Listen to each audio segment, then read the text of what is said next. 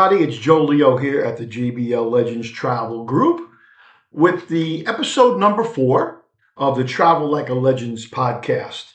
And today I'm going to talk about the key to solving your next travel crisis might just be inside your carry-on bag.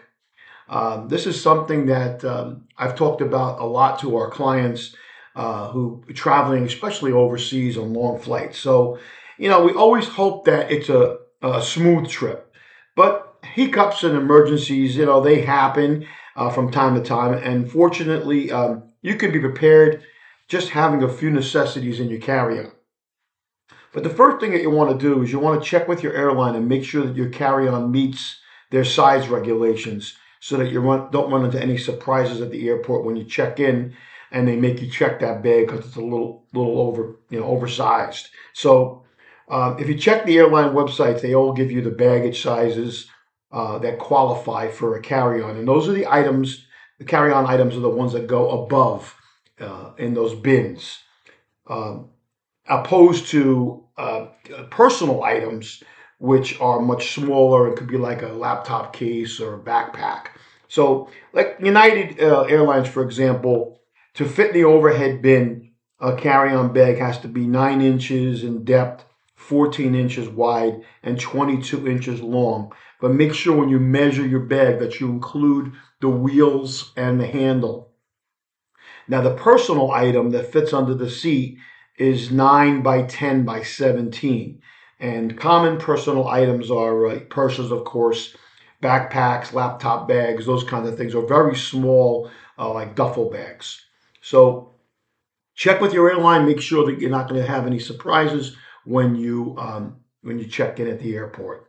So packing your carry-on for a trip requires some careful planning to make sure you have all the essentials you need to be prepared for any situation. So here's our tips.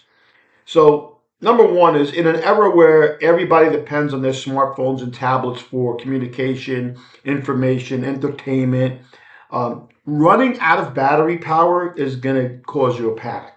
So most of us use our smartphones or our tablets more when we're on the road than we do at home, because we're taking photos, we're using navigation apps, we're playing games, we're listening to podcasts. So your phones are likely to run low on power very fast and faster than normal when you're home. So to alleviate this problem, make sure you have charging cords with you that you can charge while you're in the airport waiting for your flights. Or to really play it safe, make sure you have a fully charged power block.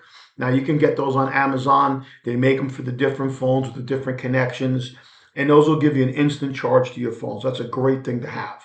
Number 2, make sure that all your prescription medications and over-the-counter medications that you might need, like Tylenol, Advil, Tums, are in your carry-on and not in your checked bag down at the belly of the plane where you can't get to them. Number 3, make sure that all your essential travel documents are in your carry-on. And I'm talking about things like your passport, your boarding passes, your travel itinerary, visas if it's required, your travel insurance documents, or any necessary medical documents that you must have with you. I know that this kind of sounds obvious, and that it's probably something you think about, but you won't believe that I've seen people who checked their bags with the airline and then got down to the security gate and didn't have their passports or boarding passes because they stuck it in their checked luggage in the front pouch, forgot to take it when they checked the bag, and then they had to go back and try to track down that bag, which is almost an impossible feat. The other thing is, most people like to keep all their travel documents on their smartphones, and our electronic devices, they can store reams and reams of data, which is great for the environment as opposed to printing it out. But it's great to have a hard copy because, God forbid, your tablet or your phone dies and you're in a situation where you need to be able to access that information quickly. So having it printed and having that in your carry-on bag would be a key to avoiding that kind of a crisis.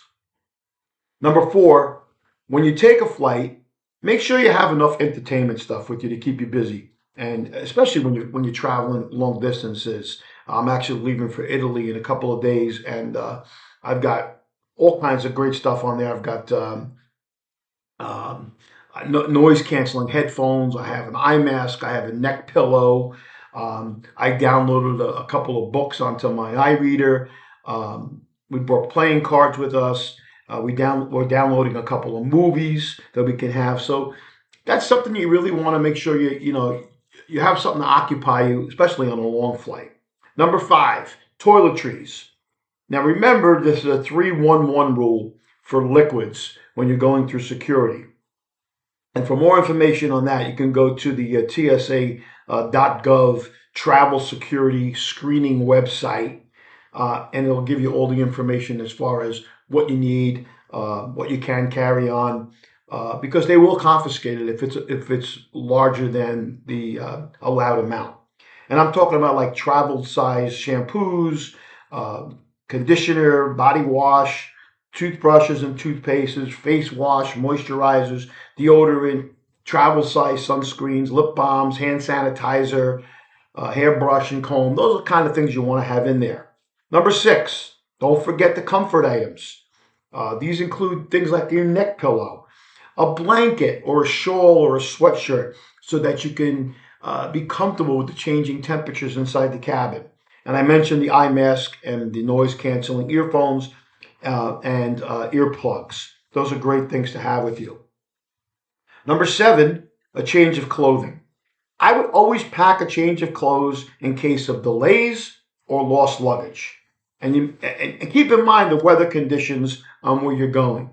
At a minimum, in my carry-on bag, I always carry a change of undergarments, socks, a t-shirt, either pants or shorts, a light sweater or jacket, and a second pair of comfortable shoes, so that if I get where I'm going and my bags are delayed or they're lost or whatever, I can change into something earlier, while I'm waiting for that.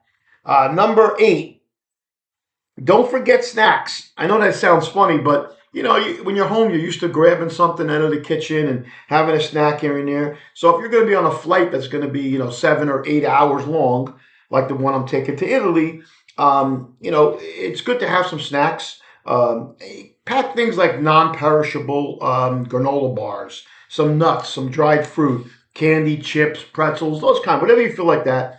And my other suggestion is to bring a reusable water bottle, empty, of course, because you can't carry that through TSA security, but it's something you can fill up when you get to the other side.